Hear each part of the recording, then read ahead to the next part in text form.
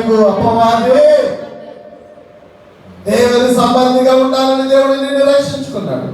దేవుని సంబంధిగా ఉండాలని దేవుడు నిన్ను ఏర్పరచుకున్నాడు. నువ్వు దేవుని సంబంధిగా ఉండాలని నీకు ప్రాణం పెట్టాడు.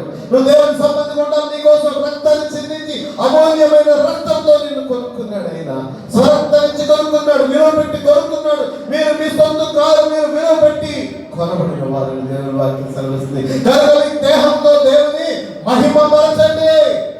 మన అవయవాలు దేవునికి ఆలయముగా, మన హృదయం దేవునికి ఆలయముగా, మన దేహం దేవునికి ఆలయముగా, దేవుడు నివసించుటకు అనుకూలమైన యోగ్యమైన వారముగా మన హృదయాలు మన జీవితాలు ఉండవలసి ఉండగా దొంగల గుహగా మారిపోయిందేమో నీ హృదయం.